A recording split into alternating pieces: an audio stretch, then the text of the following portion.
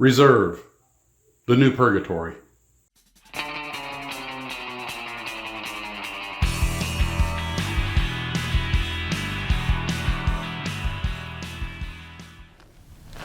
Well, hey Gloo Troopers, and welcome back to the TARDIS. So, a lot of things. First off, as we forecast, I got tagged for a 4-day trip with 2 overnights in Burlington, Vermont. So, serves me right for joking about all the beautiful weather here in Florida. I knew the universe would get me for that, so now I get to go enjoy some of that snow and other good stuff. And I understand there's a real piece of weather heading that way too, and I'm going to be there. So hey, who knows? Maybe this trip will turn into a Stephen King novel. So what did we get done today? Well, first off, I finished off the Spitfires and closed the Spitfire factory, and I'm happy with them. You know, I'm almost starting to get a hang of this model thing. There's like my models are actually starting to look almost presentable. I put one of them in the silver paint scheme that I had seen with the red and white spinner and the black glare shield, and the other, I wanted something to look different. And the other one was right basically off the box top. By the way, speaking of which, I had said that those stripes on the airplane, those ID stripes, were not invasion stripes, although they look like them, but an apology to the Gloo Trooper who pointed out that it shouldn't have had invasion stripes, because whoever did the build up for the box photographs on the back did put D-Day style invasion stripes on them, which is inaccurate. As we talked about, the Mark 22 never saw combat against the Messerschmitts. But since I had the Messerschmitt that normally would have come from that kit from another Gloo Trooper, I went ahead and took these photos of them together, sort of like imitating the back of the box. But both of them are done. The trope came out nice. It's down by its new buddy, its new bestie, the trope Hurricane. I got them in here on the under glass in the TARDIS. You know, now they're not so lonely anymore. The Airfix Spitfire, the trope, a lot of trouble with the seams. I wasn't surprised that the old Hawk kit needed some putty, even though it's 1/72 scale, because you know, old molds and the like. But the Airfix kit, and even then I didn't quite get it all. You can see a few spots that I thought I had the chin scoop sealed up tight and didn't need it. And after I was all done with the kit, I realized that it separated just a little bit. But I'm not going to go puttying it up now. But as we discussed, and several people pointed out, probably a mid-80s production run, old molds, Airfix in trouble, that kind of thing. Still, not a bad kit by any means, don't misunderstand me. It's just not, to me, a fit. So, but looks great, enjoyed it. Very, very well thought out kit. I like the kit as a kit. An adequately detailed interior without going nuts. A very nice pilot figure, which I didn't actually use in this one. But what I think one of the things I really liked was not only that you had the option of the trope or the European version, but also that they had a dedicated set of gear doors if you wanted to go wheels up versus wheels down. That's always a nice option if you're not going to have the model with a retracting landing gear like the Monogram 109.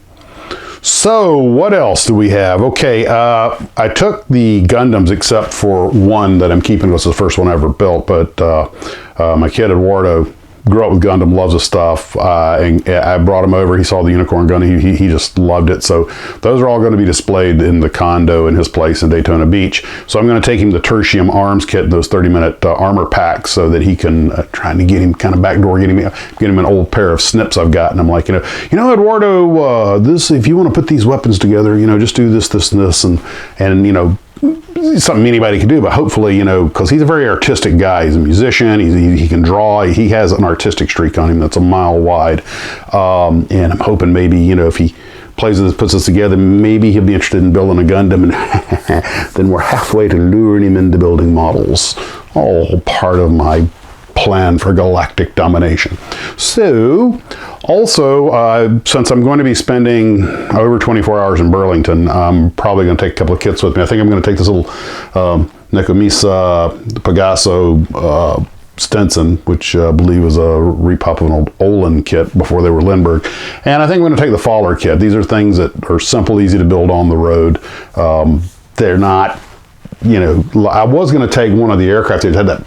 Yeah, those would probably travel well because of the dimensions, but they've got a lot of teeny tiny parts, probably gonna need a lot of pre-painting and stuff and things like that. And probably not a great thing to take on the road, so I'll keep it simple. As long as I don't put the rotors or permanently glue the fixtures onto the Stinson or the helicopter, those should be able to be built up pretty nicely, easily in a hotel room and with the little kit that I take with me. And thanks to you guys sending it to me.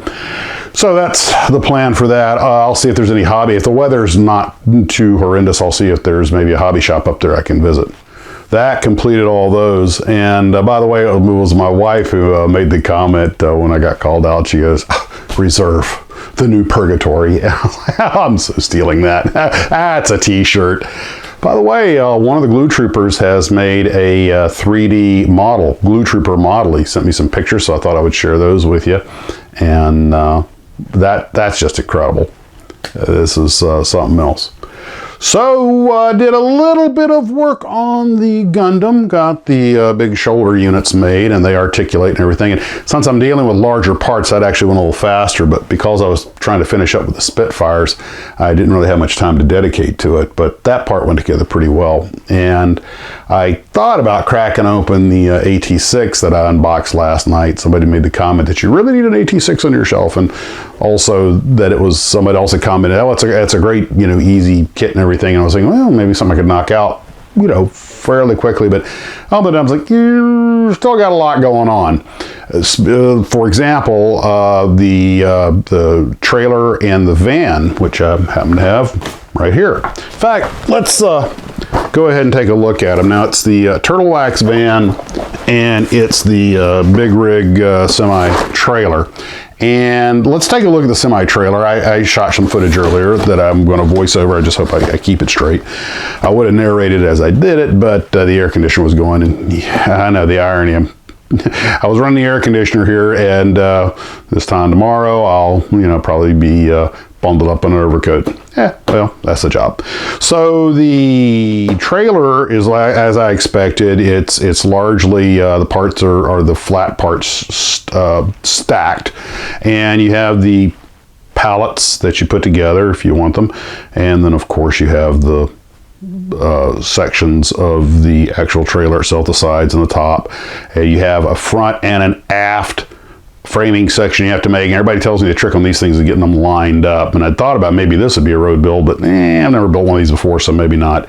But all in all, it's about what you would expect. This is how they get something so big into such a small box comparatively, because when you compare it to the van, of course the van needed a bigger box because the van comes with a full shell, and you do not have a doors open option on it. It's all sealed up unless you want to cut them out. And it does have, someone asked if it has an interior. It does come with an interior, and it has an engine also. But it's a complete unit. It's got the wheels, and it's just about what you would expect. And I tell you what, after the outro, I'll put this section up raw footage. You'll hear the air conditioner in the background, so the audio will probably be terrible. But since I'm narrating it from memory, I'm not sure if I'm voicing over what I'm actually holding up here. So that's what we've got for tonight, guys. I don't know if I'll get anything out while I'm on the road or not. I'm hoping I will, since I have a fair amount of downtime. But the days that I'm working, I'm going to be really working a lot. So it's going to be kind of busy, not busy, busy. We'll see how it works out. Now, I have to go get all my bundle up for the cold stuff, drag it out, and get it ready to go. That's where we're at. That's all the news that is the news. I want to thank everyone for coming out and spending this evening with me. Hope you're having a great day, and as always, model on.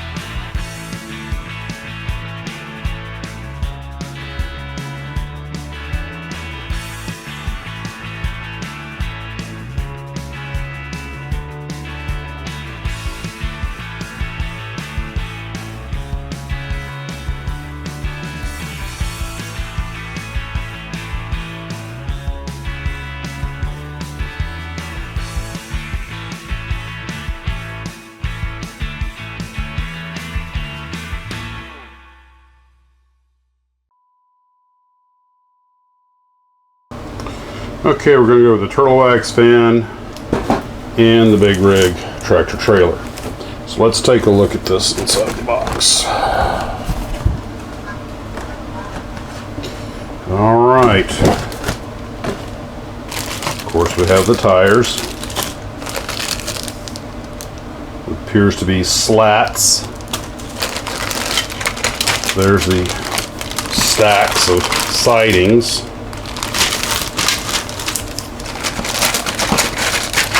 All the mechanisms. More sidings. And the lights. Instruction sheet. Decal sheet.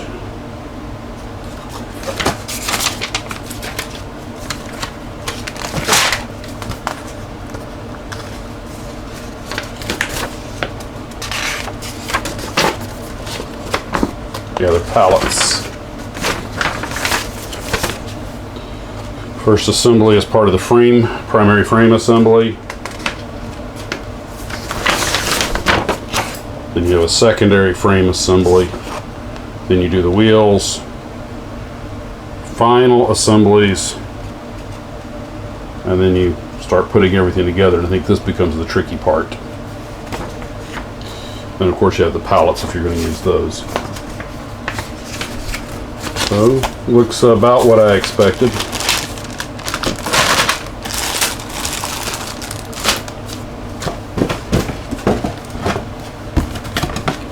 Got this at Hobby Lobby during the 40% off. It was $26, I think, with the discount.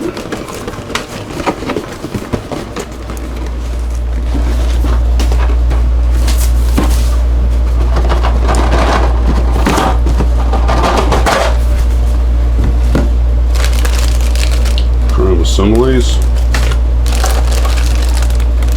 Fan body. Doors are closed on it.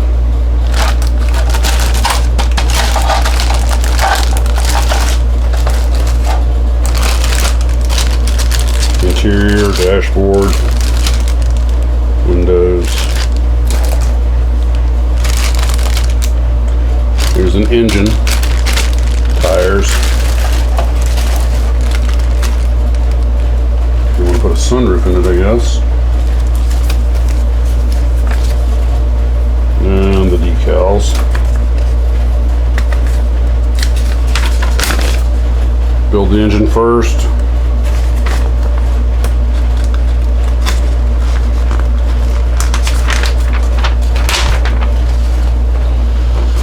And the wheels, chassis, interior.